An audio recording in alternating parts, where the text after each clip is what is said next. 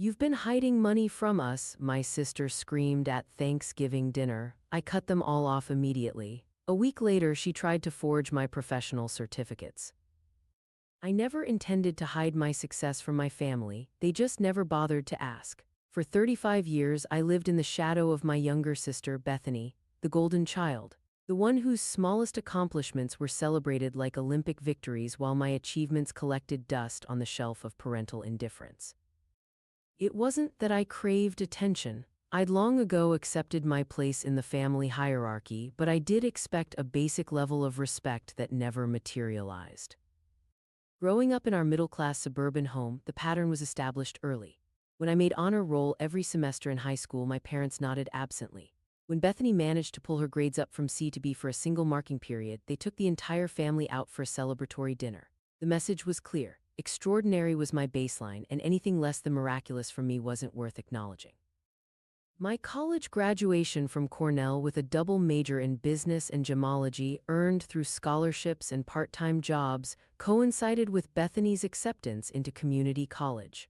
Guess which event dominated our family conversations that month?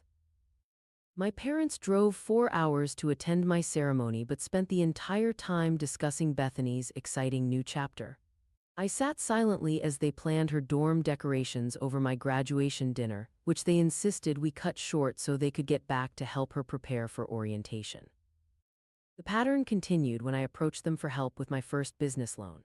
I had apprenticed for 3 years at Jenkins Antique Jewelry, learning authentication techniques from one of the most respected gemologists on the East Coast. I had saved nearly $30,000, had an impeccable credit score, and needed just $15,000 more with cosigners to secure a small commercial space. "We just don't think playing with old jewelry is a sustainable career path, Evelyn," my father said, not even looking up from his newspaper. Meanwhile, they had co-signed Bethany's car loan the previous month and helped with the down payment on her condo the year before that, despite her spotty employment history and maxed-out credit cards. So I did what I had always done, figured it out myself. I worked longer hours, took on authentication side gigs, lived in a studio apartment with barely functioning plumbing, and ate ramen for dinner more nights than I care to admit. 6 months later, I secured the loan on my own and opened authentic heritage jewelry appraisals in a tiny corner shop with just enough room for my equipment and a small display case. The business grew slowly but steadily. I built a reputation for accuracy and integrity, specializing in estate jewelry authentication that larger auction houses eventually came to rely on. By year 3, I had hired 2 apprentices and moved to a larger location. By year 5, I had expanded to authentication services for major insurance companies and private collectors. Year 7 brought expansion to 3 cities and a staff of 15 specialists, all trained under my exacting standards. Through it all, my family remained oblivious to my success. They called my business Evelyn's Little Jewelry Shop and made jokes about dusty trinkets. Not once did they visit my flagship store, even after I relocated to a prestigious address in the financial district. At family gatherings, they directed conversations toward Bethany's latest drama, her revolving door of boyfriends, her frequently changing career aspirations, her financial struggles that somehow never seemed to improve despite multiple fresh starts. What they didn't know, what I never told them, was that I had been anonymously supporting them for years. When Bethany's husband Chad lost his job during the recession, the mysterious monthly deposit of $7,000 that appeared in their account wasn't from a class action settlement, as they assumed. When my parents' retirement fund took a hit during the market downturn, the financial advisor who found an overlooked investment that restored their losses was working on my instructions. I didn't need recognition, I just couldn't bear to see them struggle when I had the means to help. "We're so blessed that Chad's settlement came through," my mother would say during family calls. "He's such a good provider." Or, "Bethany is so generous, she sent us to Cancun for our anniversary." The credit always went elsewhere, but I didn't mind. Financial security was my gift to them, given without strings or expectations of gratitude. Then came last Thanksgiving, the day everything imploded. I had invited everyone to my home, a historic brownstone in an upscale neighborhood. The property reflected my personal aesthetic, understated elegance with museum-quality restoration. Nothing flashy, nothing that screamed wealth, just quiet good taste and quality that the discerning eye might appreciate. My family, of course, had never been discerning when it came to me. Dinner was almost ready when I realized Bethany wasn't in the living room with everyone else. I found her in my home office, rifling through papers on my desk, my laptop open in front of her. In her hand was a quarterly statement from my wealth management firm, the one documenting my net worth of just over $42 million. Her face contorted with an emotion I couldn't immediately identify, shock certainly, but also something darker, something predatory. "You've been hiding money from us all these years," she hissed, gripping the paper so tightly it crumpled in her fist. "While we've been struggling to make ends meet, you've been sitting on a fortune." Before I could respond, she stormed into the dining room where our parents, Chad and their 2 children, were already seated. She slapped the crumpled statement onto the table, her voice rising to a pitch I'd never heard before. "Our sister is a millionaire, a multimillionaire, and she's been watching us struggle for years without saying a word." The table fell silent. 3 sets of eyes turned to me with expressions ranging from confusion to dawning calculation. My mother recovered first, her voice quavering with what anyone else might mistake for emotion but I recognized as opportunity. "Evelyn, how could you? We're family." The betrayal in her voice would have been more convincing if I hadn't seen the same performance when she was angling for Bethany's husband to invest in her short-lived candle business. My father's approach was more direct. "You owe this family. After everything we've sacrificed for you, this is how you repay us, by hoarding wealth while we've had to pinch pennies." I stood at the head of my table, the turkey growing cold, the expensive wine untouched, and felt a strange calm settle over me. In that crystallizing moment, I realized they didn't see me, they never had. They saw a resource, a means to an end, a bank account with legs. "Sacrificed for me?" I repeated, my voice steadier than I felt. "Name one sacrifice, one time when my needs came before Bethany's, one instance when you supported my dreams the way you've supported hers." The silence that followed was deafening. They couldn't answer because there was nothing to say, no defense against 35 years of evidence. "The monthly deposits into your account," I continued, looking directly at Bethany. "The mysterious financial advisor who fixed Mom and Dad's retirement fund, the college funds for your kids. Did you think that money appeared by magic?" Recognition dawned on their faces, followed immediately by recalculation. If I had been helping them already, how much more could they extract now that the full extent of my wealth was exposed? Bethany recovered first. "If you have that much, you can afford to really help. Chad and I need at least $2 million to even the playing field after everything we've been through. It's only fair." My mother nodded eagerly. "And we should have a proper retirement fund. $5 million would secure our future. You wouldn't want your parents worrying about medical bills in their old age, would you?" My father pulled out his phone, already making calculations. "Plus we'll need to distribute something to your cousins. Family takes care of family." I took a sip of water, buying time as something shifted inside me. The last fragile thread of familial obligations snapped, replaced by a clarity I had never experienced before. I would no longer set myself on fire to keep them warm. "The anonymous support ends today," I said quietly. "You've shown me exactly who you are and what I mean to you. I won't be treated like an ATM by people who couldn't be bothered to take an interest in my life until they saw a financial statement." The explosion that followed was nuclear. Shouting, tears, threats about real family and blood obligations. Chad puffed up his chest and declared they would take what they were owed if I wouldn't be reasonable. My mother collapsed in theatrical sobs. My father called me selfish, ungrateful, heartless. Bethany's children watched wide-eyed as their parents revealed a ugliness they'd likely never witnessed before. When they finally stormed out, leaving my carefully prepared dinner untouched, I felt lighter than I had in years. But that was just the beginning. The next morning, the texts started rolling in. First from extended family members I barely knew, offering investment opportunities that were thinly veiled handout requests. Then from Bethany, alternating between rage and tearful appeals. My parents left voicemails hourly, their tones swinging from righteous indignation to wounded vulnerability. I blocked them all and went to work. 3 days later, Chad showed up at my flagship store, causing a scene in front of clients. Security escorted him out while he shouted about family betrayal and hidden wealth. My social media accounts were flooded with comments from relatives and family friends, the narrative clearly established. Evelyn, the secret millionaire, had turned her back on family in need. I tried briefly to extend an olive branch. I offered family therapy, a controlled environment where we could discuss healthy boundaries and expectations. My mother called it paying a stranger to take your side.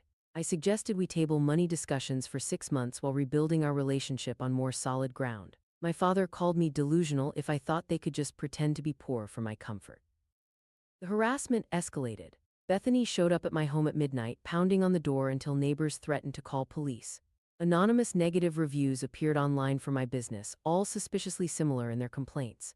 A rumor circulated among industry contacts that I was under investigation for tax fraud, a dangerous accusation in a business built on trust and reputation.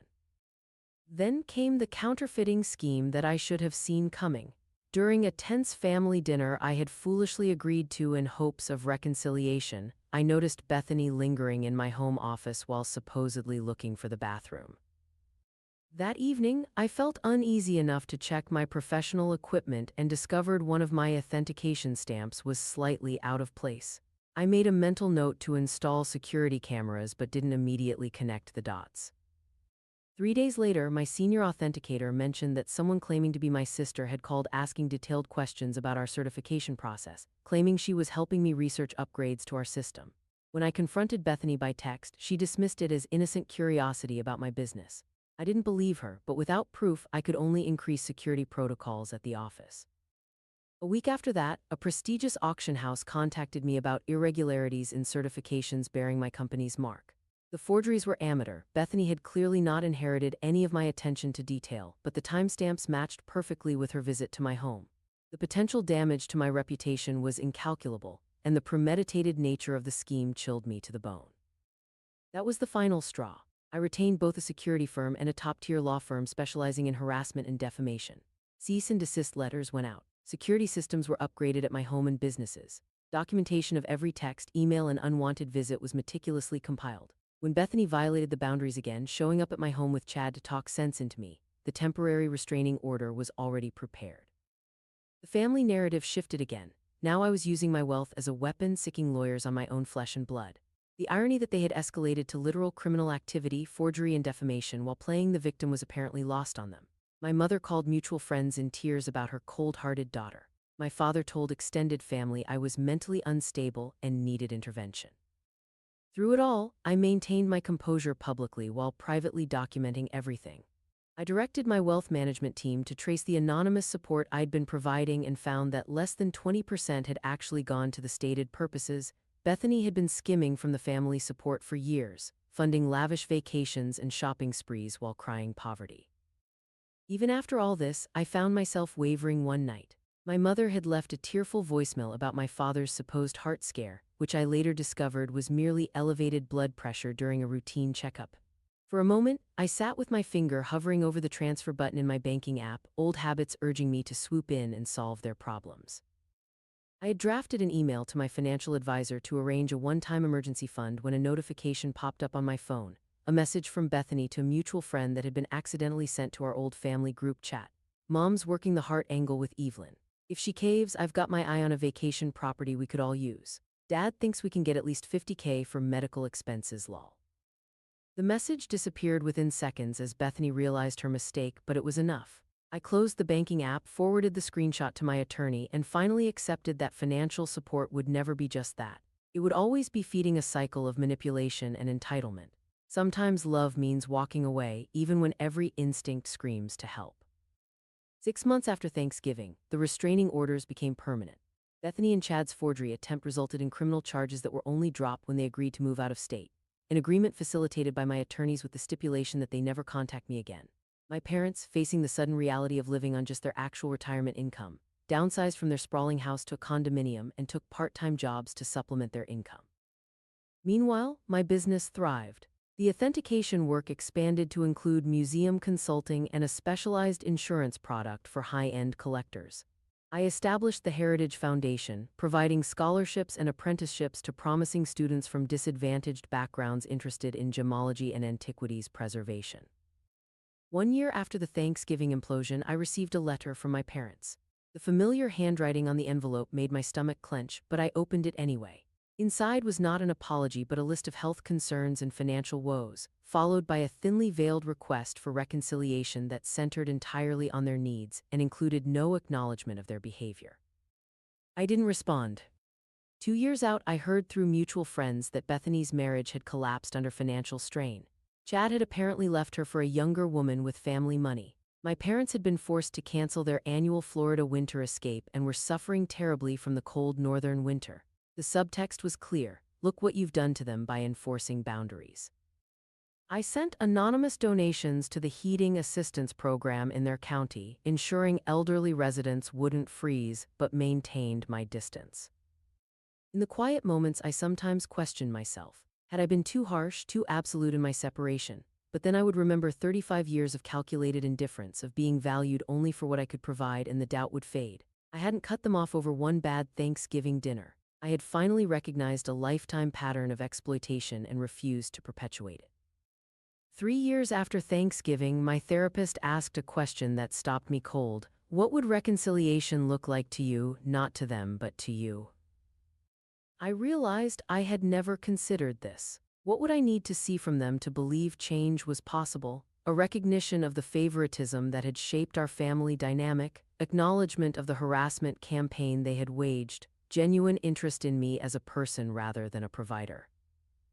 The answer crystallized. I needed evidence they could see me, actually see me, as a full human being with inherent worth beyond financial support. Without that fundamental shift, any reconciliation would inevitably revert to the same toxic patterns. Last month, a small jewelry box arrived at my office with no return address. Inside was my grandmother's garnet ring, the one possession I had truly wanted from my parents' home, not for its monetary value, but because she had been the only family member who had ever truly seen me. Alongside it was a short note in my mother's handwriting: "This always should have been yours." I don't know what this means yet, if it's another manipulation or the first genuine acknowledgement of my value apart from my wealth. I'm not rushing to reconcile, but I've scheduled a call with my therapist to discuss what boundaries a tentative reconnection might require. What I do know is this: I am no longer the family ATM or the invisible daughter. I've built a life filled with meaningful work, chosen family who value me for myself, and the quiet confidence that comes from finally standing in my truth. Sometimes the strongest foundation is built on the ruins of what you thought you couldn't live without. Healing happens in unexpected ways. 6 months ago, I received a letter from my father, the first direct communication since the restraining orders became permanent. Unlike my mother's previous attempts, this one contained no requests, no veiled manipulations, just a simple acknowledgement. I failed you as a father, and I'm sorry. 2 weeks later, he showed up at one of my public lectures on Art Deco jewelry authentication. He sat in the back, didn't approach me, and left before I could spot him. My assistant later told me he had purchased my book and asked her to have me sign it if it wouldn't be too much trouble. I did, adding a brief note: "Thank you for coming."